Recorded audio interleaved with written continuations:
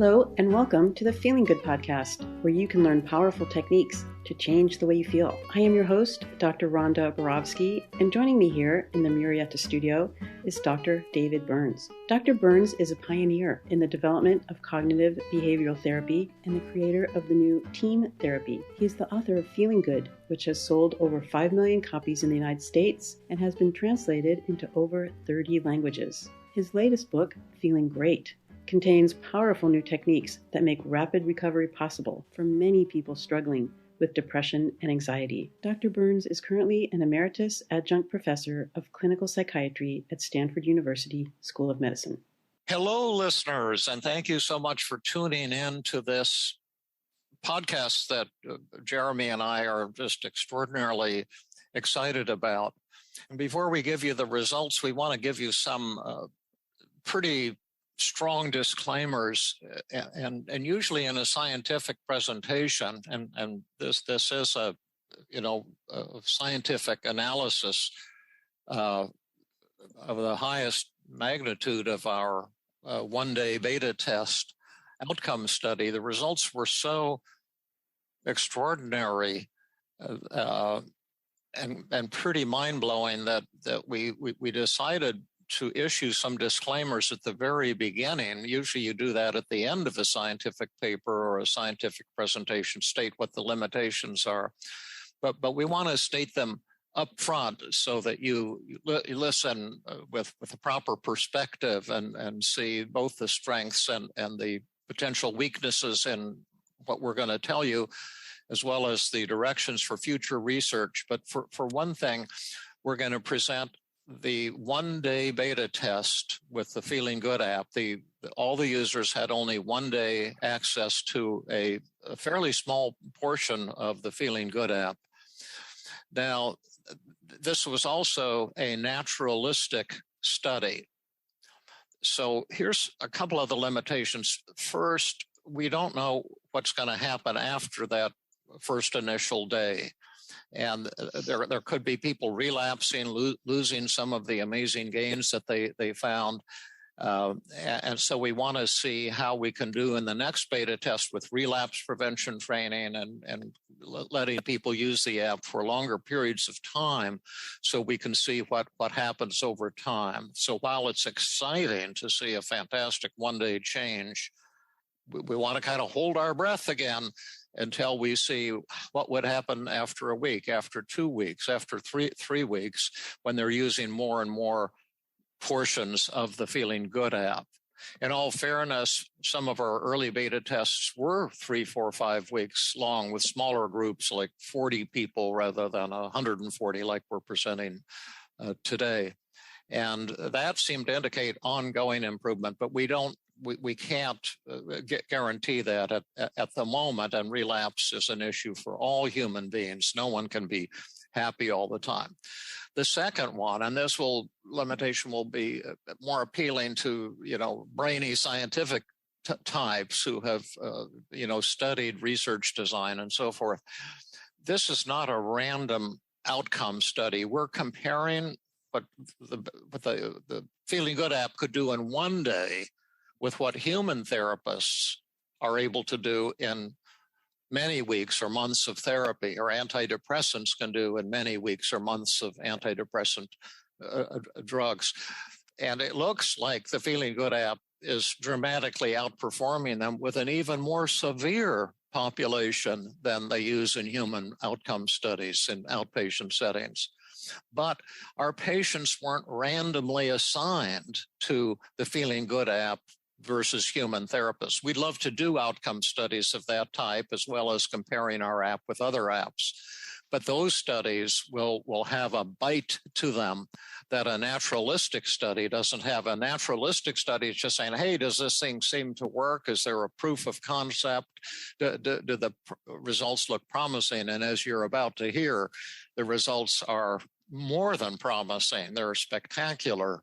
But keep these limitations in mind when you listen to the findings. And also remember, go to the show notes, because there's a beautiful report in detail that you can click on in the show notes and see exactly all the data that we analyzed.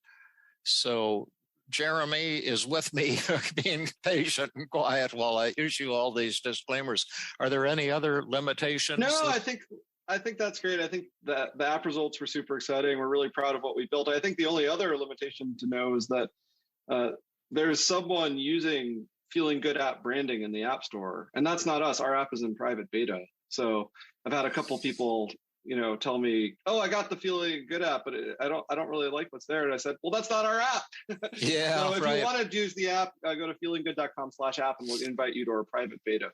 Yeah, absolutely. And we're hopeful we'll be able to take some legal action too to protect our name and image, because we put enormous effort and resources into the developing of the David Burns / Jeremy Karmel Feeling Good app, and others.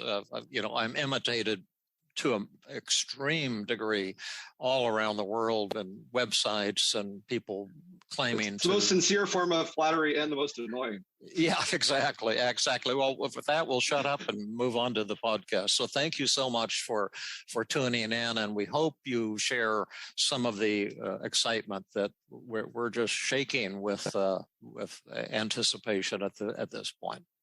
Hello, Rhonda.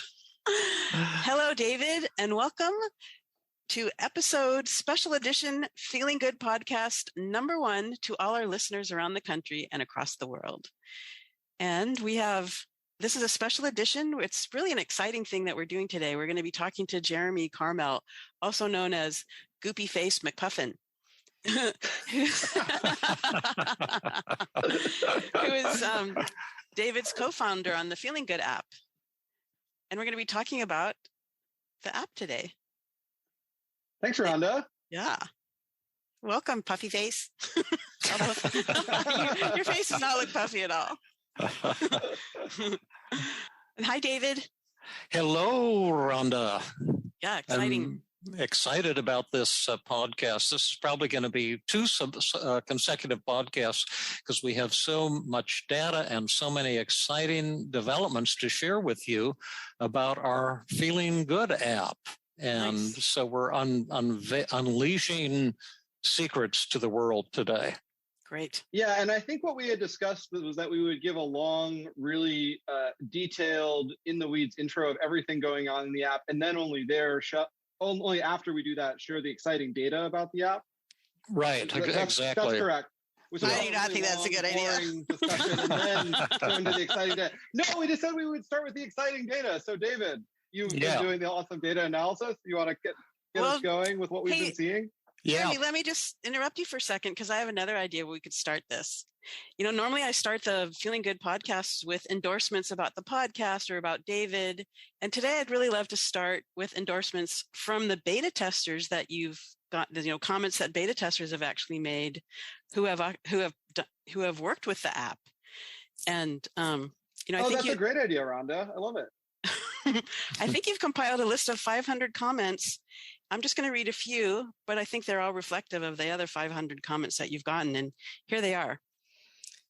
The app has helped me more than all the therapists I've seen. It's amazing. I had a feeling I was really working with Dr. Burns himself. My feelings have totally changed. Tears, it worked so well. It was amazing. Well, thank you for those comments. And this is sheer music to our ears. So where do you want to start? With the results of our beta test, or the original dream for the app, or what's a good way to jump into this, Rhonda? I think it would be, go ahead. Yeah, go ahead. Go ahead, Jeremy. Well, I think it'd be great to start with the results. I mean, we've been hard at work. Some longtime listeners may have heard the original episode that was multiple years ago at this point, with the original we were just getting started at the time. We had this big dream, and now we have some exciting results to share. I think it'd be great to sure. We've been holding people in suspense for a while. Oh, yeah. We can show our cards a little bit. Yeah, sure. Well, this was our most recent beta test. We're gearing up for another. If any of you want to sign up on my website for it, if you get excited, you go to feelinggood.com/app, and you can sign up to be a beta tester there. This was a beta test of 140 individuals. And they were across the entire spectrum from absolutely not depressed at the beginning to the most extremely severe depression that you can imagine, depression levels comparable to what you'd find in the Stanford Hospital inpatient unit, with people getting electroconvulsive therapy and intensive hospital treatment for extreme levels of depression. And I broke the group into two groups: the very extremely depressed group, and those who were not depressed or just very mildly depressed. And then we looked at the impact of the app this was a one-day beta test with just a small portion of our Feeling Good app. But the people had one day to complete several hours of material. The kind of the basic training module is really what it was. And we measured 7 negative emotions at the beginning and end of the day with highly accurate instruments. We measured it. How are you feeling right now? The same way we do in therapy sessions. How are you feeling at the beginning of the session, and how are you feeling at the end? And we measured depression, loneliness, anxiety, inadequacy, hopelessness, anger, and guilt. And then we also measured happiness. And then we compared the impact of this one-day testing of just a small portion of our app with human therapists and with the antidepressant drug treatment programs that are given over weeks or months. And the bottom line was that the app outperformed all published studies with antidepressants and all forms of psychotherapy. And in other words, the changes in just one day were greater than what human therapists can produce even in months of treatment, or the same with antidepressants. And that was the dream that I had, that we might be able to create an electronic tool that would outperform human therapists. And if so, the implications would be mind-boggling and would transform the field of psychiatry and psychology. And we didn't know if we'd be able to do this. And sure enough, the data was fantastic. And I can just give you a couple examples here. Let me see. I've got both the milder patients and the most severe patients. David, while you're looking for that data, can I ask you one question? Yeah, you sure can. How were you able to compare the data that you generated from the app to the results of human therapists? Oh, well, what we did was to take what are called meta-analyses, where they take, say, one of the comparison groups was 45 outcome studies with cognitive therapy. And then they took, using, say, the Beck Depression Inventory. And so we could compare it to our scales. We normed both scales from 0 for not at all depressed to 100, the worst possible. And then said, how much reduction are human therapists able to get in all of these outcome studies with thousands of patients? And then we also looked at all other types of psychotherapy that have been tested for depression. And the result is that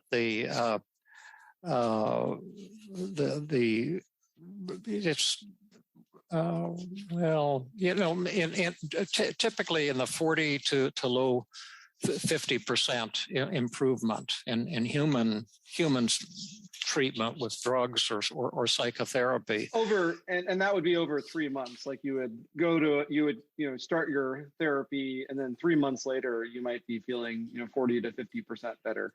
Yeah, exactly. Now let's say how we did. I printed all this stuff and forgot to look through it, but let's see. Well, with all participants, let's just take that, and then I can give you the severe and mild. The reduction in depression was 57%, loneliness, 69%, anxiety, 61%, inadequacy, 59%, hopelessness, 60%, anger, 74%, and guilt, 57%. And the one-day boost in happiness, just with all the participants, was 50%. But if you go up and so that right there is outperforming human therapists. And then if you go to the very severe group, these were people who on average were almost twice as severe as patients that are studied in outcome studies, because we it's at least 50% worse on average. So this was an extremely severe 60 patients. And then here the change in depression was very similar, 62%, loneliness reduced 69%, anxiety 59%, anger 70%, and so forth, large reductions. And then the boost in happiness was a staggering 80%. Wow. And the changes in the milder patients, because even though they weren't, nearly as depressed, a lot of them were angry and anxiety and had other kinds of negative feelings at the start of the app. And their changes were similar. The reduction and the kind of, this is the walking wounded, just, happy people for the most part, but their reduction in guilt was a mind-boggling 78%. Anger reduction, 81%, loneliness reduction, 68%, anxiety reduction, 61%. There have never been changes like this published with human therapy. So that's the first thing that we're so incredibly excited about. We also looked at okay, well, just a couple other quick findings. The app was only intended to help depression. We were targeting the self-critical thoughts that cause depression, like I'm no good, I'm a loser, I'm not good enough, I'm a bad father, or whatever. And we were shocked that it helped all 7 kinds of negative feelings to an extreme and shocking degree. And keep in mind, these people aren't even done with the app yet. They've just had the introductory basic training. So that was just blew my mind. I couldn't believe it. And I figured that Jeremy was cheating with the data to get these kinds of results, but I couldn't do that because I was the one analyzing the data, and I'm absolutely perfectionistic. And I analyze them from every which angle. I used what's called ordinary least squares, which is what a lot of the outcome studies use. It's the old-fashioned way of analyzing data, and then a new way called structural equation modeling, where you take into account that people have dropped out along the way, and so the computer compensates for that and tells you what are the estimates if those people hadn't dropped out. If you measure them now, how would they be feeling right now? And those are ultra conservative estimates, because those are always much less than the kind of the old-fashioned way that are done in outcome studies, where they just add things up and divide by the n. But so I was reporting the structural equation modeling estimates, which are the most conservative, and even there the results were just astonishing. Let's see, is there other implications of this? Well, also the ratings of the app. We got ratings all the way through from 0 to 100. How much do you like this lesson? How much did you like this lesson? And the people who were not depressed initially, the people, the kind of walking wounded people, were mainly pretty happy already when they started the app. There were about 30 or 35 of them. They like the app even more than the people who were severely depressed. So the app really is liked by everybody, and it's not just for the very severe. It's for everyone on the surface of the earth is going to love this thing, and whatever ails you, it's going to help you with that. And that is so far beyond what we were hoping. We had hoped to get to something like that after many years of testing and evolution. And our first big beta test, we got there already. One other thing I'll say, and then I'll shut up, is the app is pretty neat because it will be doing research on itself. Is already doing that. So it tells us what parts of it are working really well, what parts are neutral, and what parts are sucky that are actually making people worse. And we found out even in this one-day beta test that a part of the app that we were totally thrilled with actually made people worse. And in spite of that, we got these fantastic results. And what's neat about working with an app as opposed to training human therapists is that the app is willing to change and learn. Whereas human therapists are often stuck in their ways, and they're not measuring anything, so they never grow or evolve.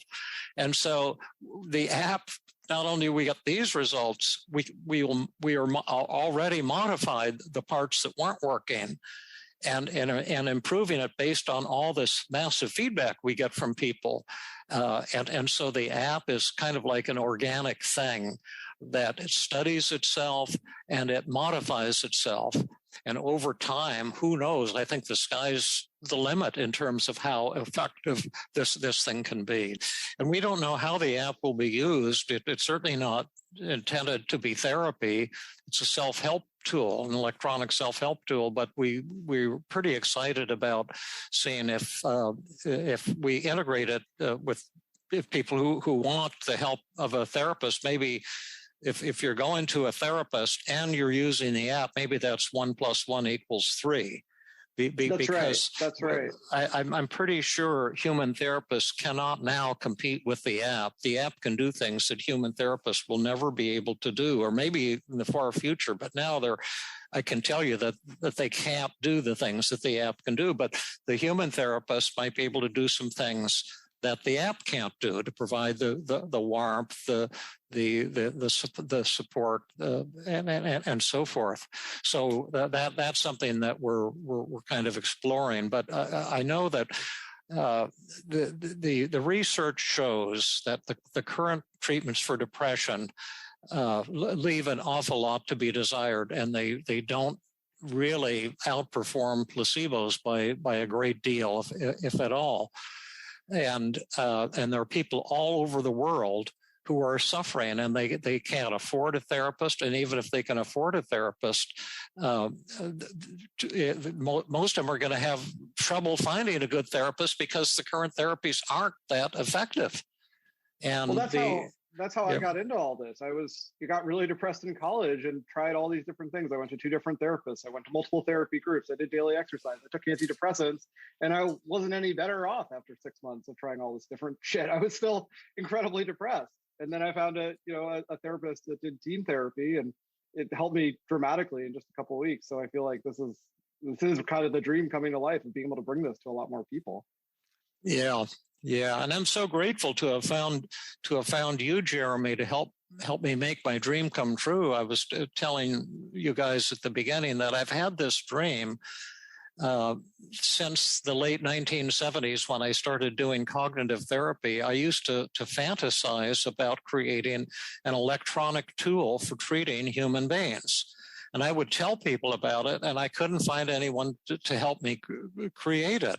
But I had the idea that maybe you'd go into a little booth and there would be a hologram of a therapist and would talk to you, and it would be able to outperform a human therapist. And then I also had the thought, at the time I was doing a lot of mathematical modeling, because that's what I had been doing at the medical school before I got into cognitive therapy. And so I've always been excited by statistical modeling, mathematical modeling. And I imagined that I would create like electronic boxes, and you could get them, and you'd go to them in a grocery store and put a quarter in, and then it would do therapy on you. And it would have a lot of computer pieces inside. It would be doing statistical modeling. while analyzing the data, and we'd get these huge databases that would be suitable for research. I imagine, oh man, maybe we got one in the Epcot Center in Florida, and all the tourists would come in and would analyze their marriages, and I'd be learning all these secrets about how people change and what causes what. And now I've got it, and we'll talk later about the basic research component of it as well. But I couldn't be more excited that we now have this tool, and hopefully we'll soon be able to develop gigantic databases that will continue to reveal secrets of not only how the app works, and so it'll become like uber powerful. It already is. But also how people change. What is the cause of depression? What causes change? What works and what doesn't work? And we'll be talking about some of those things next. But let's stick with our basic topic number one first. I mean, Jeremy, that story about somebody kind of sneaking in who I don't know if there was an assessment to weed out people who are actively suicidal. There was an assessment, and it was just worded a little differently and so she didn't. This person wasn't intending to deceive us at all, but they did get in, and we didn't intend for people who had a history of suicidality to be in a beta with. But that story is so impactful, because I think when in an intake call, I know when somebody says they're suicidal right now, that's the most frightening thing. Yeah. For a therapist. It was frightening to us. David and I think both lost some sleep. Terrifying. For sure. We lost a couple nights sleep, both Jeremy and I did. And luckily David's a good caller, so he helped me get back to sleep. But yeah, right. But my colleague Jill Levitt has suggested we get legal consultation, because she said people who are suicidal are the ones who need your app the most, and so we would prefer not to exclude them.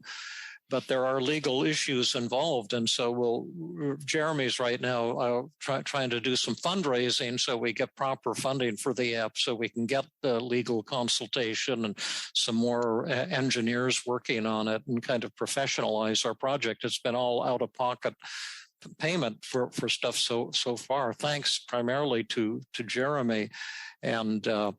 But yes, and another group I'd like to be able to include is at least older teenagers, because they're struggling so much. We hear about suicide and depression in the news all the time, but again, we've been restricting it to adults just for medical legal reasons to kind of protect ourselves. But I'd love to be able to open it up in both of those areas. I know, and teenagers are so used to being on their phones and using their apps. It seems like that would be a perfect opportunity for them to get support and help through whatever they're going through that's causing them distress. Yeah. I know there's a lot of apps out there. I doubt any of them are doing the kind of quality control that we're doing, or we would even know how to do it.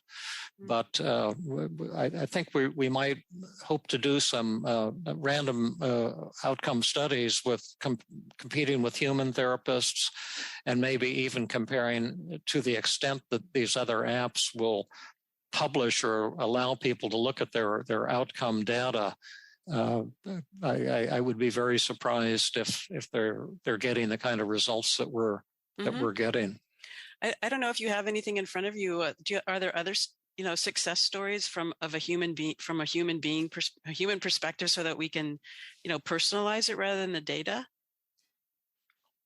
Well, we got a lot of feedback from people who use the app, and I think one of the things, there aren't necessarily individual stories like that are coming to mind, but I think one of the things, and we should probably talk a little bit about what is actually in the app, but one of the things that kind of blew my mind is that people frequently said, this app, they said, I'm amazed by the artificial intelligence in your app. How can you understand my thoughts and my feelings so well and say just the right things to me? And that was a mind-blowing comment to read, because we don't have any fancy artificial intelligence in our app. What we have is a lot of very thoughtfully constructed exercises that David's poured a lot of heart and care into.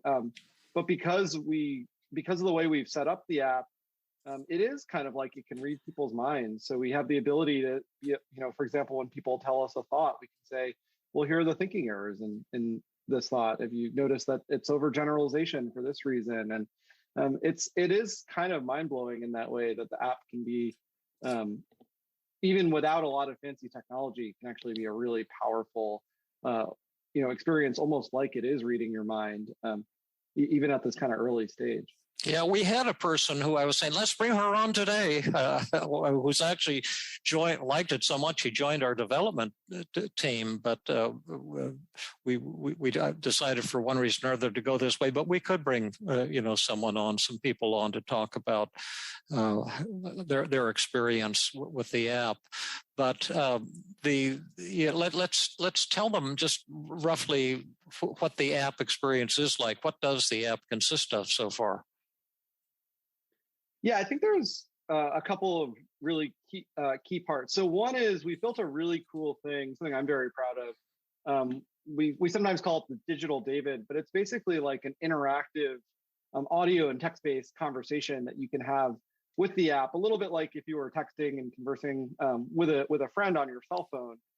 But actually, we've created a data layer that allows us to simulate very sophisticated conversations and implement a lot of David's really awesome techniques. So for example, the double standard technique, where you imagine that you're talking to a dear friend and who's exactly like you and has the same thoughts and feelings you do. Would you say those same things you're saying to yourself to that friend? Okay, you would say them right now. Isn't that feel weird to say something so cruel and hurtful to someone you care about? But that's how you're talking to yourself. All those kinds of ideas are things that we can now basically bring to life in the app through this Digital David interface. That's one area that I'm super excited about, and that I think we've made some great progress on. Another key feature. Just to interrupt, that was your creation. Yeah. That there's tremendous creativity going into the app on multiple layers. And we had a very linear kind of thing, and then Jeremy came up with this new way to do programming where we can do all kinds of nonlinear things and simulate human conversations and things, but it's very natural. I mean, it's me talking to you essentially. It's not some I'm a robot Jack. And but we are trying to create a warm experience, and it just occurred to me this morning, and I told this to Jeremy and Lexus, one of the brilliant technicians who's working with us, and what do you think about this? But do you know how we do the evaluation of therapy session, Rhonda? At the end of every therapy session? Mm-hmm. Yeah, and I said, well, in the next beta test, why don't we see if we can give that at the end of the beta test, just like you've had your day, you're testing, and then you can rate the app for empathy and warmth and understanding, just the same way in a session, and for the helpfulness scale and all those ways that you rate your therapist. Well, they can rate the Digital David that they've been working with, and that way. And then I'll actually have data on that from 11,000 sessions at the Feeling Good Institute, so I know exactly how human therapists, the scores they get on those scales, and then we can compare it to human therapists in terms of warmth and understanding and trust and helpfulness and so forth. When I got very excited. That's really exciting. Yeah. Yeah. I mean, I have gone on the app, and I think that the what I love about it is the visuals that you have on each of the pages. They're very cool, and it's actually fun to look at the app. It's not boring. It brings you in. It pulls you in, actually. Anyway, yes, thank you for that. By the way, Jeremy, I mean, one of our goals, we're hoping, as I say, to get some funding so we can expand our staff. And what are the areas, if someone's listening to this or the next podcast, they get excited and say, "Boy, I'd like to join this group and help develop this new vision." I think you mentioned that we could use an iOS programmer. We have two engineers, including you and Jason. And what are some slots that we'd be looking for somebody? Yeah, we'd love to hire an infrastructure engineer, a Rails engineer, an iOS engineer, and maybe for a really great candidate, someone with Android programming experience. We've just started some very early talks with investors, and so far we've actually gotten an extremely warm reception. Everyone we've talked to has wanted to talk more and look at this pretty seriously. So we're probably not ready quite yet to hire a large number of people, but I think it's definitely a good time to reach out if you are interested, because probably within the next few months we will be able to hire a bunch of talented folks, which will be very exciting. And also at that point, we'd also be looking for a really good marketing person to help us at some point. Yeah, I definitely think we'll want a good marketing person. We want the app to be pretty close to launch. So that may be more of a summer kind of hire. Right. But definitely, I think if you are a talented marketer and you're interested in this, for sure, reach out, get in touch. We can start talking now, and then once the opportunity arises to work together, we'd love to talk to you. Jeremy, do you want to give them your email address? Yeah, you can reach me at jeremy@feelinggoodapp.com. That's probably the best place to get in touch. I won't share my personal email address. So is this a good time to wrap up? And then we could talk about the rest of the really important things about this app and the really fun, cool things on our next special edition podcast? Yes, I think that sounds excellent. Is there anything we overlooked or forgot, Jeremy or Rhonda? Well, I think it's worth reiterating. We did mention this, but just worth reiterating for people who may not have heard it clearly the first time. If you are interested in beta testing the app, you can sign up at feelinggoodapp.com or feelinggood.com/app. Again, that's feelinggood.com/app. Yeah, that's my website, www.feelinggood. That's one word with 2 G's in the middle, /app, and then sign up there. And I would say we're hoping to start another large beta test in about 3-4 weeks. Is that overly optimistic? No, I don't think so. I think that's very realistic, actually. Yeah. It might be ready earlier. Yeah. And you become a part of our team in a way, because you're not only testing the app, but telling us what you like and dislike about every piece as you're going along. So you'll be a great help to us, and hopefully it'll be an exciting experience for you too. So thank you, everybody. Thank you, Jeremy. Thank you, Rhonda. Thank you so much. And one last thing I want to say is you folks have really been supporting us, with word of mouth and things about the Feeling Good podcasts. And in January, we broke a record for 1 month downloads, and it's just been going up for some reason every month. So if you know somebody who you think might enjoy these podcasts, please turn them on to it. Or if you have a friend who's depressed or angry or anxious, maybe they'd enjoyed the podcast. A lot of people say the podcast also has changed their life. And if you're a shrink too, we do a lot of teaching of techniques on the Feeling Good podcast. So we'd love to have you, and not only to learn new therapy techniques, but for your own emotional needs as well. So that's about it for the moment. Okay, well, thanks everyone for listening until our next special edition podcast. Bye-bye. Feel good, everyone. Bye. This has been another episode of the Feeling Good podcast. For more information, visit Dr. Burns' website at feelinggood.com, where you will find the show notes under the podcast page. You will also find archives of previous episodes and many resources for therapists and non-therapists. We welcome your comments and questions. If you want to support the show, please share the podcast with people who might benefit from it. You could also go to iTunes and leave a 5-star rating. I am your host, Rhonda Borowski, the director of the Feeling Great Therapy Center. We hope you enjoyed this episode.